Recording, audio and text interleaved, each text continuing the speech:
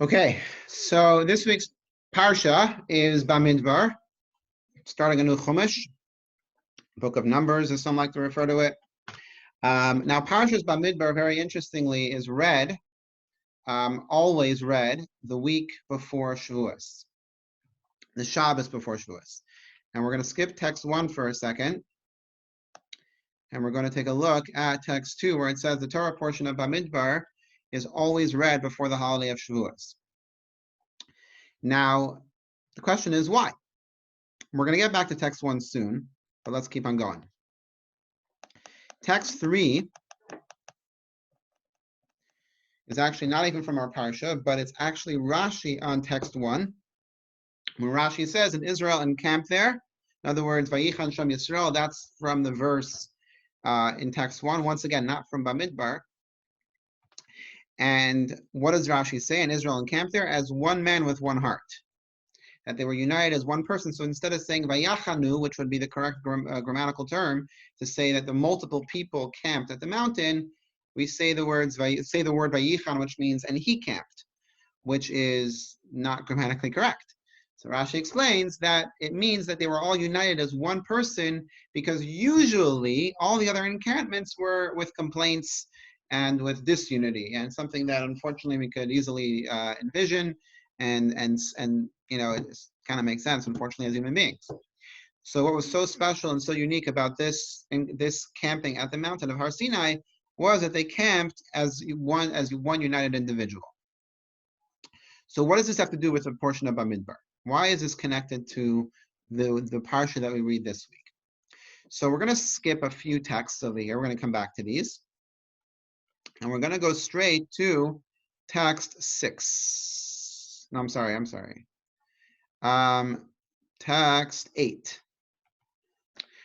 This is actually a text from Parshas Bamidbar, from this week's Torah portion, and it's really interesting. It's you know, a lesser known aspect of, honestly, because it's not so interesting, so people probably don't pay much attention to it, but a lesser known aspect of how the Jewish people camped when they were traveling through the desert. So it says like this: the children of Israel shall encamp, each man by his division, with a flagstaff of their father's house. In other words, the tribe that they were in. We know there were 12 and actually 13 tribes, if you include Ephraim and Manasseh. So they each had a flag. Some distance from the tent of meeting, they shall encamp. And then when we go on to say is that we would divide a few of the tribes in the front. In other words, in one side of the Mishkan, of the tabernacle, which was considered to be like the mini temple. Those camping in the front to the east were the legions under the division of the camp of Judah. The prince of the children of Judah was Nachshon, the son of Aminadab. So that was in one direction of the Mishkan. You had one camp, which actually included 4 tribes.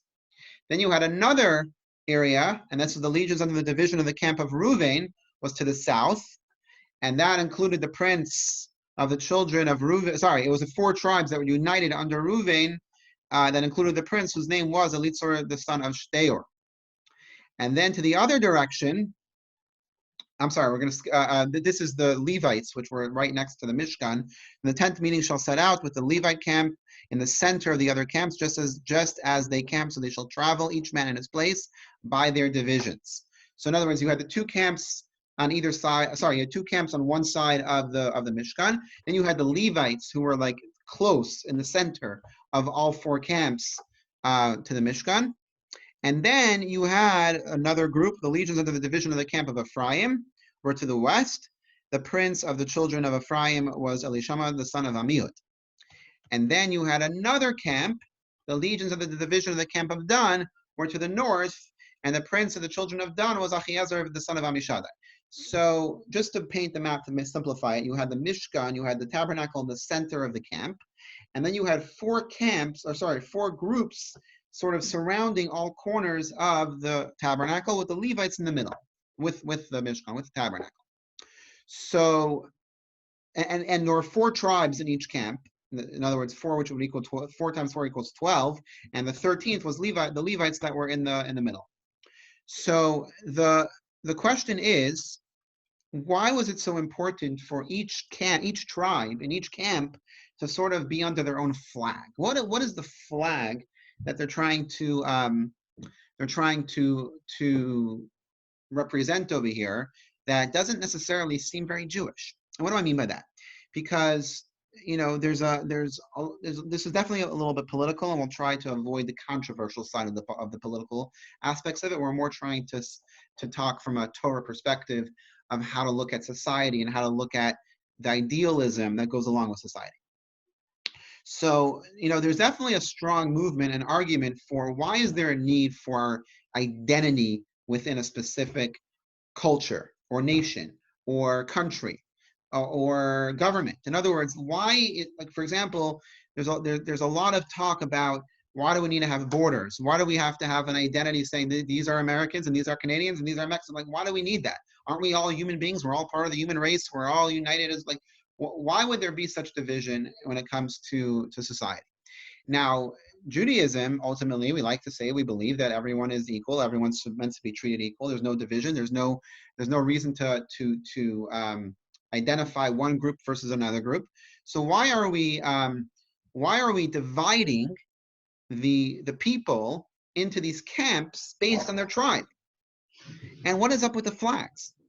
So here's a very interesting explanation about this is from the Medrash about the flags.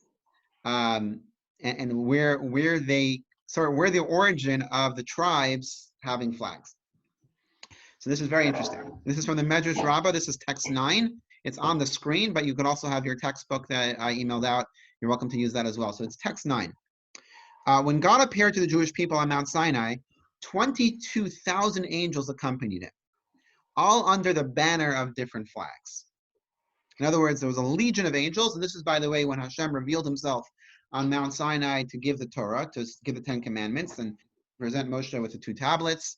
Awesome event, which we'll talk about a lot more next week as well. But Hashem revealed himself with a legion of angels that each had their own identity with flags. So when the Jewish people saw that they were grouped under different flags, they were roused with a desire for flags as well, stating, we wish we could make flags like that. It's pretty interesting. Like, the fact that the angels had flags, and B, that the Jewish people were jealous of the angels wanting to have flags like the angels. So Hashem exclaimed that you want flags, sure, your request will be fulfilled. And immediately God informed the Jewish people of the command and told Moshe to instruct the Jewish people to make flags as they wish. So in other words, the tribes all got to have their own flag, and each camps, which was comprised of 4 tribes, was able to have their own identity and flag. So now back to our first question. Why do we have to read this? What's the connection of Bamidbar to the Mount Sinai? One of the first texts that we read in text 3, or was it text 2, that said that the Jewish people were united when they came to Sinai. They were as one human being. It was an anomaly. It was something that's never experienced before. So why would we read something so divisive about in this Torah portion before the giving of the Torah, which is all about unity? It seems to be so much about this unity here.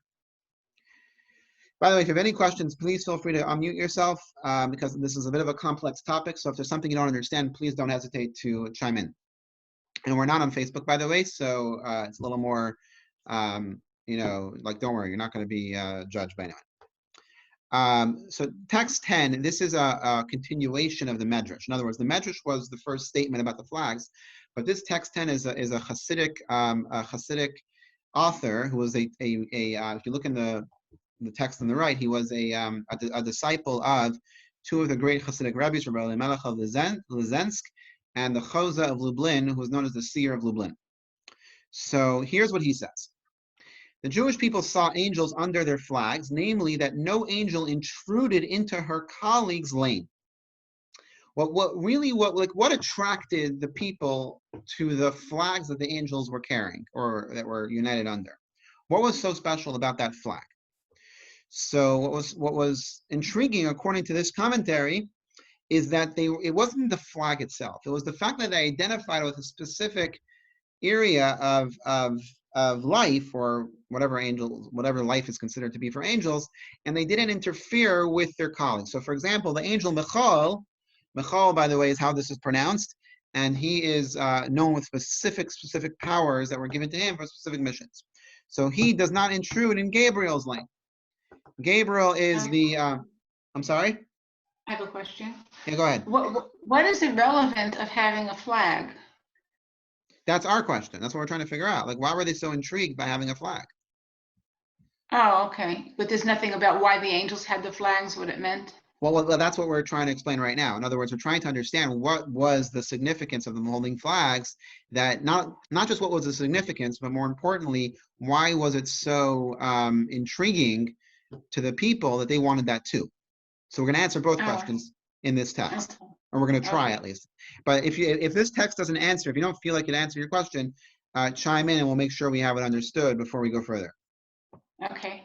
So there are three angels that are known to be like the most famous angels, and they're always assigned to specific missions. One is Michael, one is Gabriel, and there's another one which is Raphael. So Raphael, and we don't mention him here, I'm sorry, but Raphael is also known to be a very well-known angel. Raphael comes from the word refuah, and his job was to heal people. So, for example, when Hashem sent the three angels, one of which was to heal Abraham, the famous story when Abraham greeted the angels. So one of them was Raphael, and his job was to heal Abraham. Then there was Gabriel. Gabriel comes from the word gevura, and gevura is strength. In other words, anything that requires, like to tip over stone, to flip over stone, the job fell to Gabriel. And then Michael represents another element, which is basically the idea of not unity, but like representing God in the world. Anything that anytime Hashem had to communicate with, let's say, a prophet, or communicate with it was always Michal's job to bring godliness into the world. In other words, to reveal God, be God's emissary. Obviously, they were all God's emissary, but when it came to just purely to send God's message into the world, Michal, that was Michal's job. But the point is, the point for us is that they each had their own job. We're not really going to focus much on angels, other than the fact they each had their own job, and they each had to fulfill their unique mission, and they did not interfere in their colleagues' mission. In other words, they did not cross over the line to try and emulate their fellow angel and take over the job that the angel was doing. And this particular element was attractive to the people, that they said, we want the flags too. So to answer your question, Sue, the flags represented your identity, just like with a literal flag that we have of a country, where it represents your identity. In other words, the colors, the design, the meaning, it represents the identity, the culture of who you are. I'm sure that some flags more than others, but the point of a flag is meant to represent your identity. So for the angels, their flag, and we obviously don't understand what a real flag, what a angel's flag means, but we're just going to take it as literal sense. It represents the identity of that angel, which is represented by the unique job and the unique mission of that particular angel. And it was attractive to the people because there was no crossover from one to the other. They didn't try to be the other one. So now he goes on. Hashem said to Moshe, do it for them. In other words, in as much as you wanted flags, namely that no one intrude into the next person's lane, rather every person should receive what's appropriate to their level of readiness, do it. The Levites will be in one group and the rest of the Jewish people in another, each one in their own group. Some on the east, others in the south. Everyone will associate with their own likeness, for the tribes that camped under one flag were associated with one another. So in other words, even though 4 tribes united as one, but at the same time, those 4 tribes represented one element of the Jewish people. The other 4 tribes represented another element. In other words, that they basically associated with an identity that brought them together, and the flag was the representation of that identity. So did we answer the question so far about the flags? Yes, it makes sense. Thank you. Perfect. Okay, so now what we have to still understand, though, is how is this a Jewish idea? How is a culture divide, which is somehow brought out by flags, how is that something that Judaism is condoning, and not just condoning, but mandating that you need to have a flag? The Torah is telling the people you need to have a flag to represent your camp. So what's really going on over here? So let's before we go to the next text, and we're going to go back to the ones that we missed as well. But what we're first going to do is we're going to try to really delve into the into the controversial subject of, do we focus on an individual or do we focus on a community? What is the essence of a great society, and what does Judaism see as the ultimate society? I'm going to give an example that's actually a real life one that I deal with, is in a special needs community. So there's a big debate, and each side of this debate has a legitimate point of view. It's a real debate. The reason why I love this debate is because it actually has merit on either side. This isn't a debate of good versus bad. It's not a debate of right versus wrong. It's purely a debate of different perspectives. So one side of the coin is inclusion, right? Which means that talking from an educational perspective, that someone who might be faced with a disability, or like we like to say, a special talent, so we need to make sure that everyone is included in the classroom and everyone is able to participate in all the activities in the classroom, at school or after school and whatever. And very, very legitimate argument, a very legitimate side of the coin. But then there's another side of the coin. And once again, I'm not highlighting one over the other. I'm more trying to bring out an interesting way of a debate.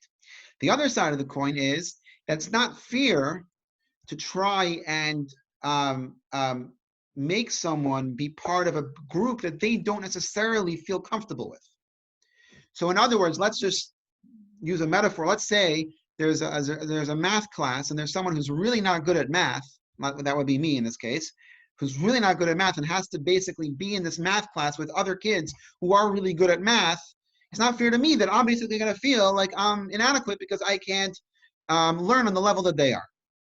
So the other side of the coin is basically arguing that there needs to be an oasis for individuals who have special talents to be able to grow and to be able to progress in their own unique way. There's obviously more to that debate, and there's a lot of different approaches. It's definitely, I'm actually fascinated by it because there are legitimate elements within both sides of it, and it's one that we always talk about and discuss, and it's an interesting an idea. But similar to our case within the general question of a community versus a individual, the question is should the focus of an individual be, well, it's all about the collective, it's all about the community, it's all about what's best for society, or should there be a focus on the individual person's growth and success and interests that sometimes will negate the needs or the interests of the community? And this is a question.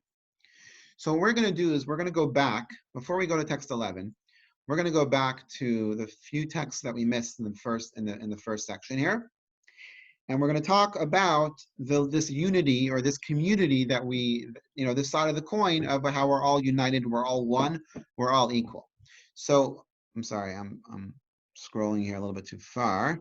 So we talked about the text 3 where the word vayichan, that he camp, represents how they were all united.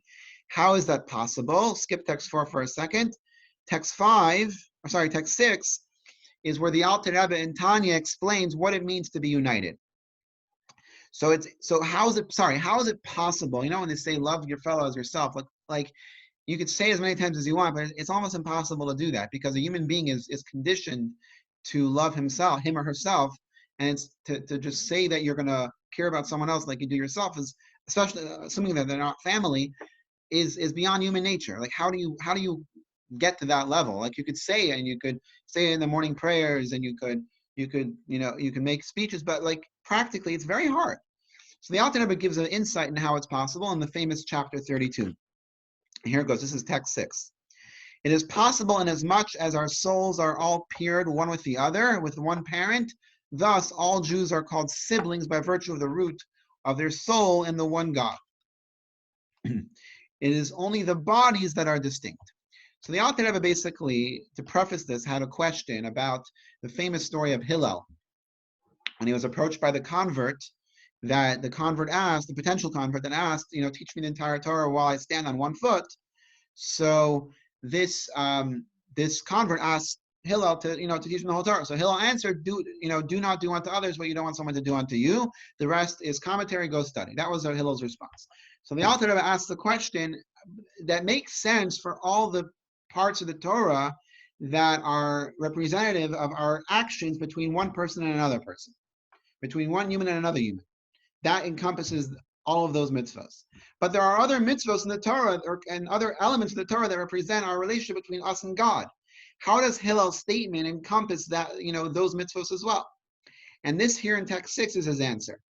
That ultimately, what does it mean to care for someone else? What does it mean to not do to someone else what you want, what do you want someone to do to you? What does it mean to actually value another human being? Because if you recognize how the essence of every single person is the soul, and the soul comes from God, in other words, we're all united, it's not hard to love a family member. I mean, it's not hard to protect and treat a family member or a spouse as if you are the same person, because it's your family. That's very easy. Most of us could relate to that. Most of us would put our lives on the line for a family member. That's very easy to comprehend. So what the Alter is basically saying is that because we all have that soul, we're all basically one united entity. And if we focus on the soul, which is the spiritual commandments between us and God, which basically makes us prioritize our soul, the natural result will be that we will care about other people the same way, and we will treat them the way we treat ourselves. It all goes hand in hand. There's no such thing as being godly and being spiritual and not caring about another human being, because they're a part of God. So it all is part of one united element of recognizing what is the true existence, which is the soul of the person, and therefore it unites us all together. So that is how we achieve that, which according to this, the answer should always be community comes first. It's all about the collective, because we're all part of one entity. We should not have any sense of individuality. We're all part of one big race, one big human race, which is a part of God. And it's all united. It really is all united as one. There shouldn't be any focus on individuality at all. Everything we do should be about impacting and about the general community. That's what appears to be from text 6 from the Alter Rebbe. Let's just do text 5. Text 4 is the prayer that we read in Shemona Esrei 3 times a day, where we ask God to bring peace upon us, and that's the only way that we could achieve the Torah, we could understand the Torah, is by having peace. But text 5 drives it home a little bit better, where it said where he writes like this. This is from the Mishnah. And the Holy One, blessed be He, found no vessel that could contain blessing for Israel save that of peace. In other words, peace is the ultimate vehicle to bring any blessing to the people. In other words, when people were united, then ultimately all the other blessings could follow. As it is stated, God will give strength unto his people. God will bless his people with peace. Just as a little side note, in the days of the first temple, so as we know, there were 10 tribes that after Shlomo HaMelech, King Solomon, passed away, so his son Rechavam took over, and he doubled the taxes, and 10 tribes broke away to the north, and they had their own kingdom. And the 2 tribes that were left, or 2.5, were Binyamin, Yehuda, and Levi, and the Levites. So they sort of had their own kingdom, and the 10 tribes in the north had their own kingdom.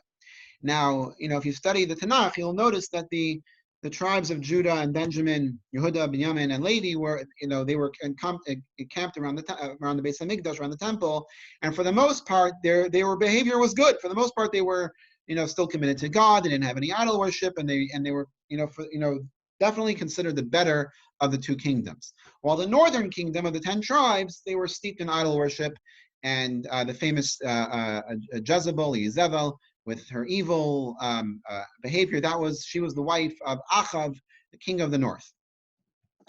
And the kings in general were considered to be, at least based on what the Tanakh is telling us, that they were evil.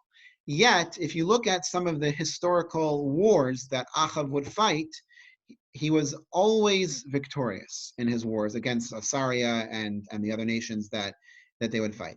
And there are commentaries that ask, like, if he was so evil, how? And in those days, evil people didn't flourish as much as in other words, like God was more revealed in the world. So like, if someone was evil, it was a lot harder to actually, uh, uh, enjoy the blessings of God in the people. So how is it possible that King Achav, who was so evil, should be so successful? And the Talmud answers, because they were united.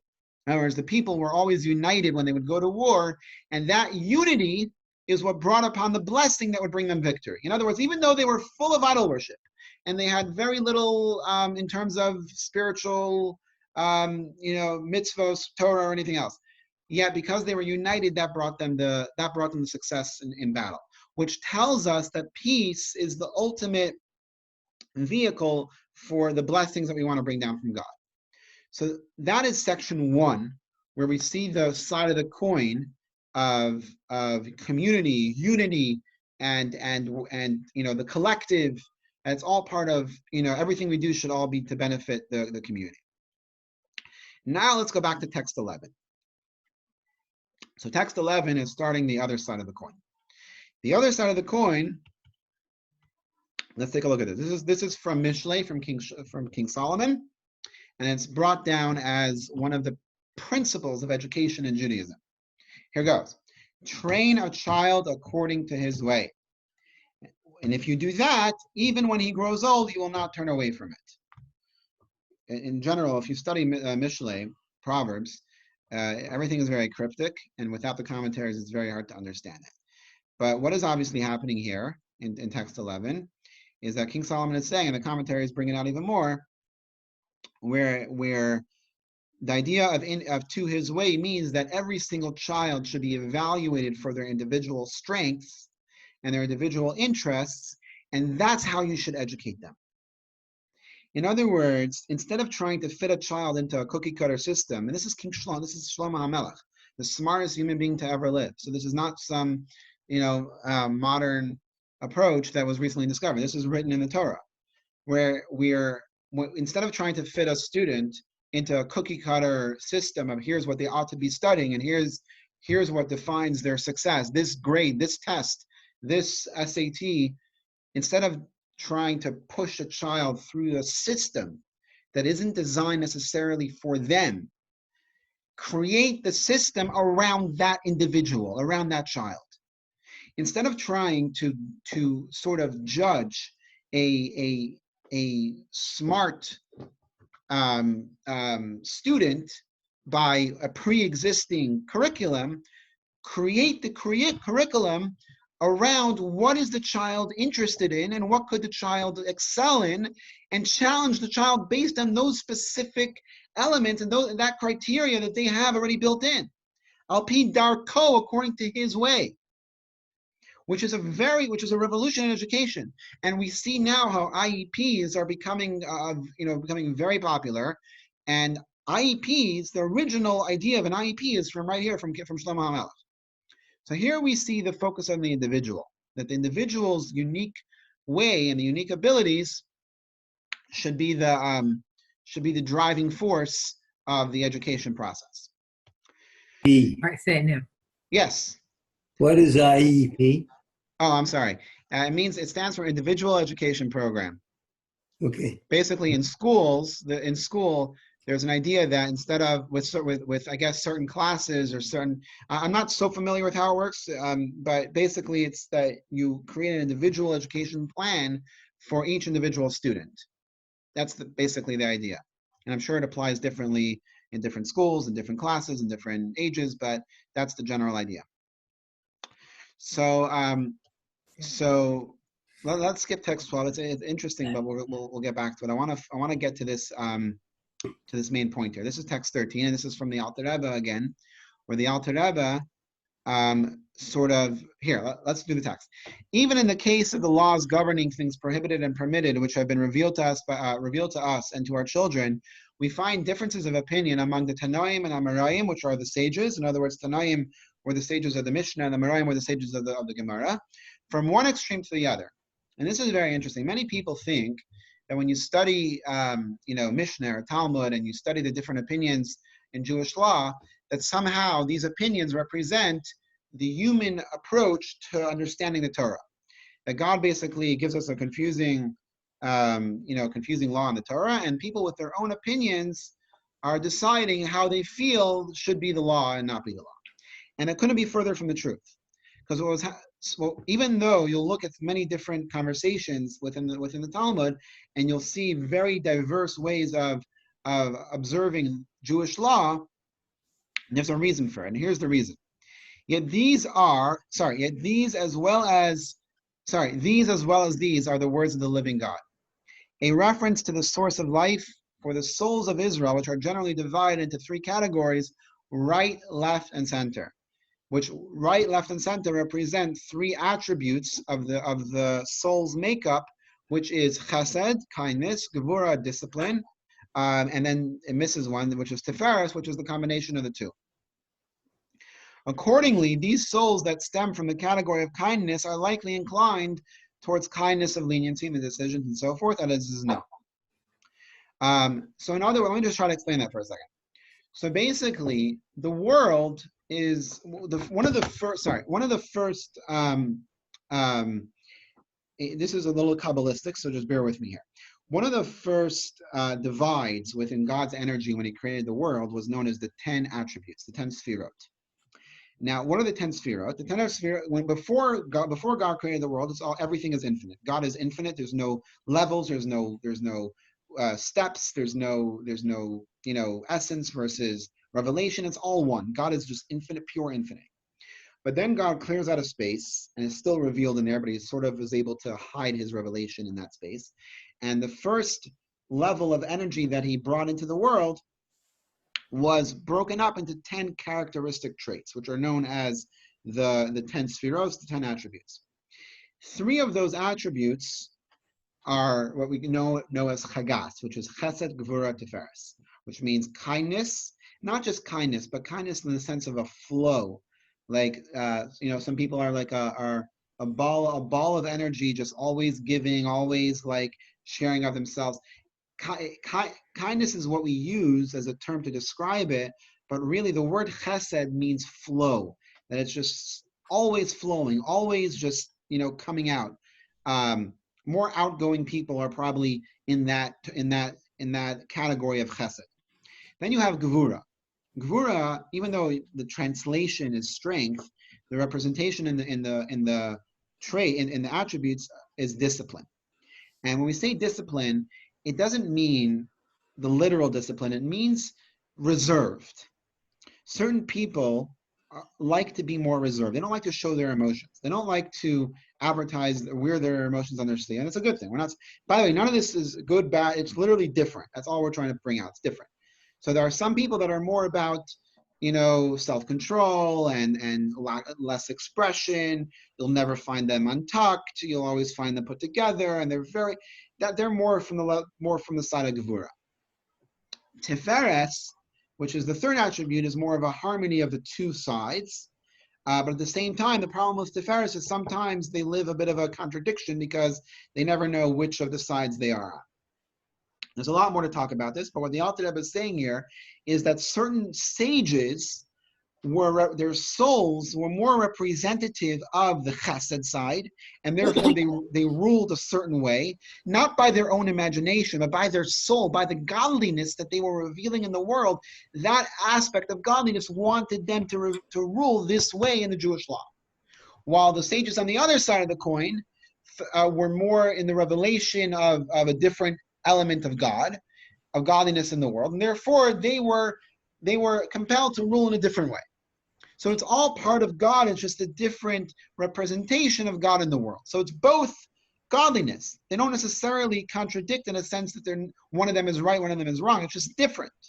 Now, the ruling of how we follow the law is usually one side is chosen as this is the halacha, this is the ruling that we're going to follow. But as we know, many of those rulings are going to change when Mashiach comes, because at that point we'll be able to handle the revelation from a different element of God as well.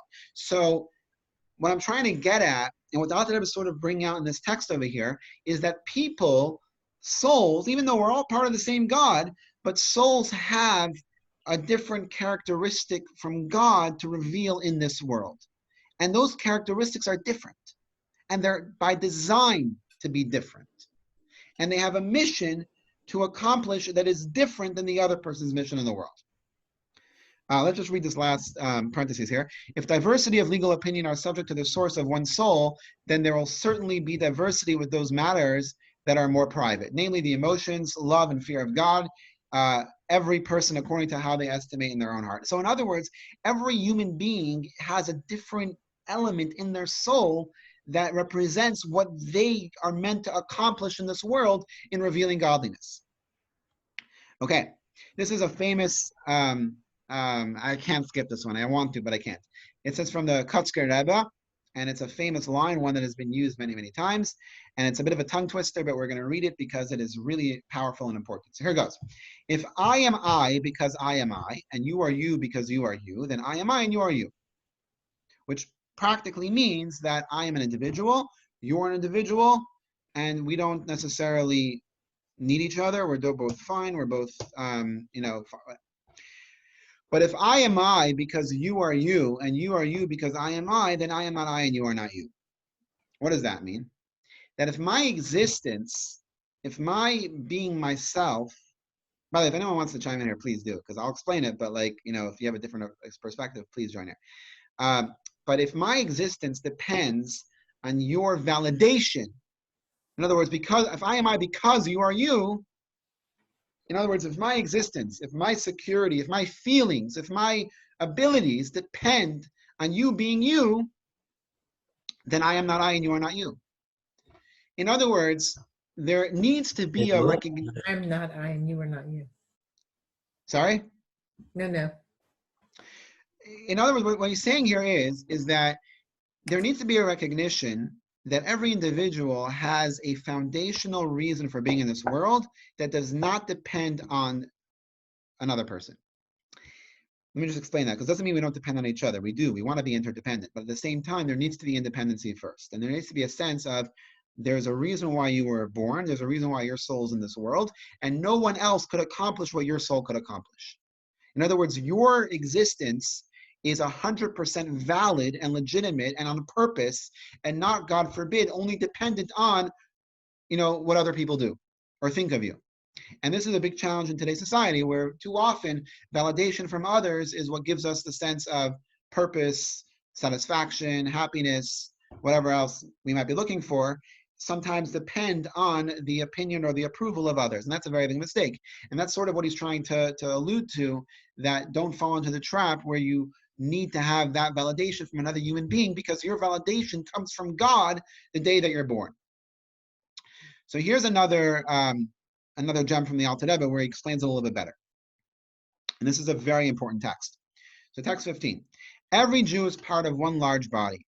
For every Jew possesses a certain quality that no one else does. And together they all complement each other. It turns out that everyone possesses a certain quality that places them at an advantage over the next person. And in that respect, the next person needs them. Take the human body, for example, with its respective parts, the head all the way to the feet. Yet the feet are the lowest part and the head is far superior. Yet in a certain respect, the feet have distinction that the head needs them to go anywhere. What's more is that the feet literally uphold the head. The entire body, including the head. It turns out that the head is incomplete without the feet. The same is with the body of the Jewish people. It turns out that that even for the person who thinks they are the head relative to their counterpart, the reality is that they are lacking without the other person. There's a hole in their soul that the other person feels, realizing that they ought to humiliate and subdue them in the face of their counterpart. Realizing that ought to humiliate and subdue them in the face of their counterpart. So the Alter Rebbe is saying is like this. Yes, we need to have independency. Yes, we need to recognize that we are, valid and legit, and God created us for a reason, a unique reason, a unique purpose that no one else could accomplish. So how does that play into the sense of community? How does that play into the sense of responsibility you have to another person? So let's take a look at another extreme. We're going to go back to a text that we skipped. And this is text 7.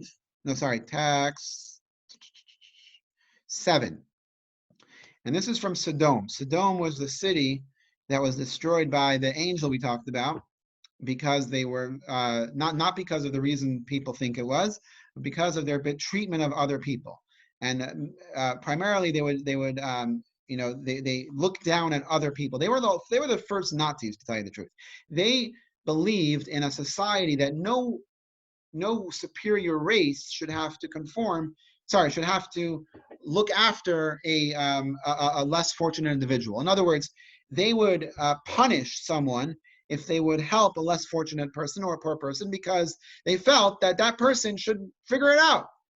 And therefore, you enabling that poor person means that you're basically ruining the natural order where rich people should be rich, poor people should be poor, and they would punish people who would help poor people. Here's an example of how they tried to live that twisted life.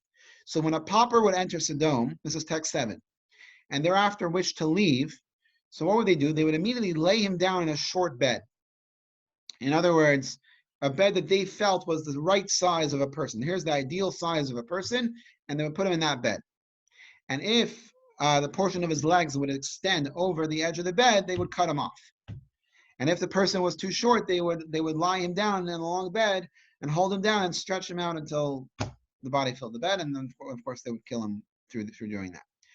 So this is an extreme example of how thinking that everyone needs to be this size, everyone needs to fit into this cookie cutter of what a human being should be, and if you don't, then you are not deserving to live, or you're not deserving to have your feet, or whatever horrible thing they would do.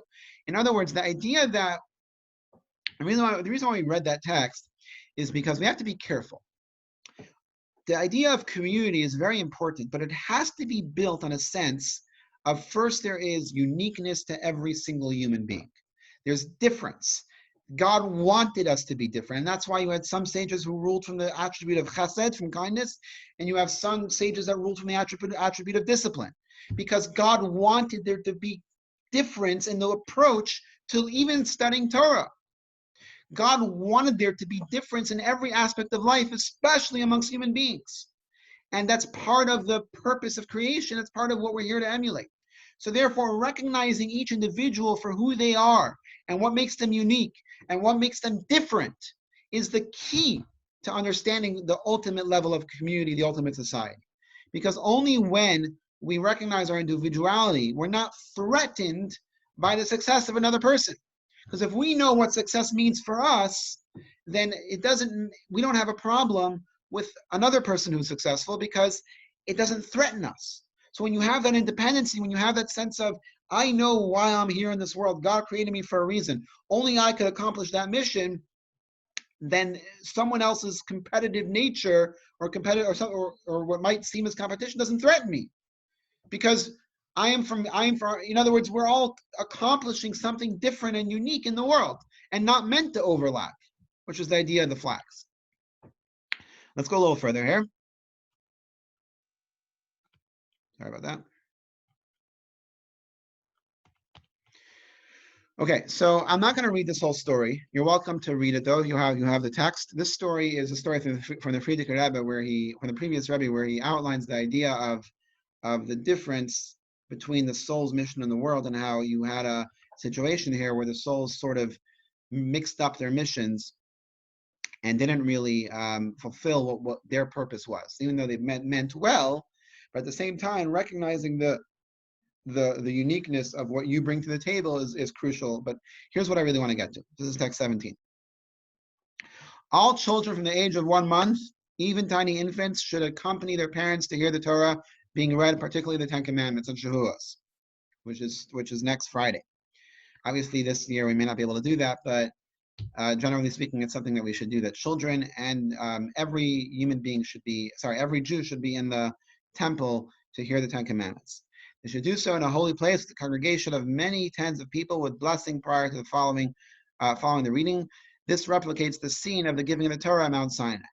So what the holiday of Shavuos is trying to accomplish is that we reunite, realizing that we're all one and we're all part of the same God and we all have the same Torah and we all have the same bond, which is what Shavuos brings out, the Vayichan, and he camped, and we're all united.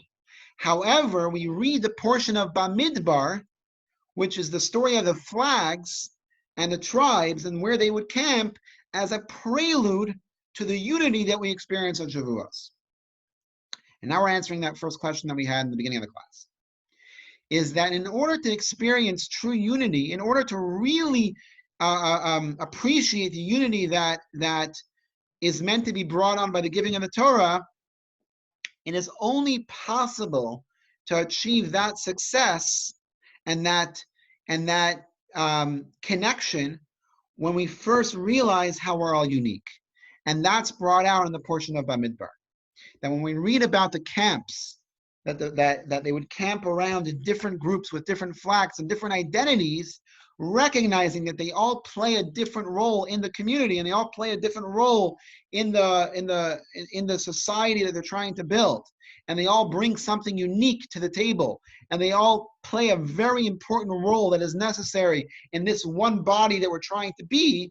Only then can we properly experience the unity that we want to achieve during the giving of the Torah.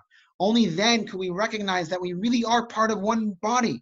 Because now I know that I'm a hand and I'm a foot, and we each have different jobs. My hand isn't going to try to be the foot, and my foot's not going to try to be the hand, because it recognizes that they each play a different role in this body.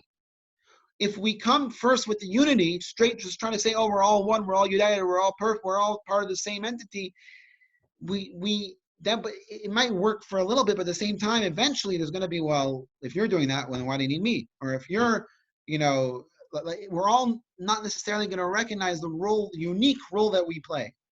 So therefore, the first prelude before reading the Torah on Shavuos is to recognize that every single human being is created unique and has a unique soul with special characteristics that only that individual could accomplish in the world. And that person is needed in the world to fulfill God's mission.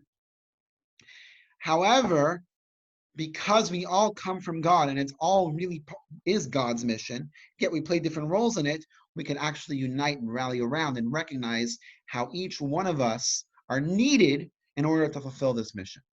And that's how we are able to receive the Torah in harmony, but also with unity, knowing that we each play a role in fulfilling the Torah, and we each are needed in the world to be part of this community. So that's how we harmonize the idea of community versus individual. In terms of capitalism versus socialism, I'm not going to go too deep into that. Just say that ultimately Torah believes that you need to have both. You need to have a sense of individual striving to achieve their mission, but you also need to have a responsibility to the community, to the greater good, because we really are part of one body. We play a different role within that body, but we are still part of that one body. So I hope that was informative and meaningful. If you have any questions, please feel free to unmute yourself. Yeah. So I had learned that, well, Gevurah and Hesed complement each other, so that Gevurah doesn't get too much on one side, and Hesed and Gevurah, they don't go off too much in their own direction, that they complement each other. They each need each other to balance off. So that's kind of like what we need as different people, so the community, everyone will balance each other. Exactly. Because if now, unfortunately, at first glance, someone who's from the characteristic of Chesed and someone who's characteristic of Gevurah are not going to get along. Like someone who's very disciplined and very non-emotional is going to have a very hard time being with someone who is very emotional, and they're not going to be able to necessarily get along very well. So it takes a sense of recognizing that someone else is different than you. They don't react to things the way you do. They think differently and they approach things differently. And when you sort of recognize that, you're able to appreciate what they bring to the table, and then you're able to achieve that harmony, like you were saying, that perfection of having the Chesed and the Gevurah united as one together. Yes, but Bina, Das, and what's the other one? So Bina is part of the intellectual. Bina is part of the intellectual side of things, which is sort of is the same idea, just intellectually. Chachma is that spark of wisdom. Bina is the details, breaking it down into specifics and trying to sort of take it apart and understand it. And they're two different elements. In other words, you can have people who just have these sparks of ideas, these sparks of wisdom, and and but then when you start asking them questions like, hey, well, how's that going to work? What are we going to do? How are we going to? They don't want to get into the details. Then you have people on the other side who all they want to talk about is the details. They don't care about the spark. Like the spark just annoys them because they just want the details. So that is the two sides. It's the same idea, just intellectually, and what we were talking about with Chesed and Gevurah is more emotional. Thank you. Thank you. Any other questions? It's on. It's on. Mencia, Yes. I think the first step is the recognition of the uniqueness within every individual. The next step is respecting that person for whatever he or she is. And if we have these two components, then we can develop a love for each other. Exactly. Because by looking for someone who you can identify with because they're like you, that's the mistake.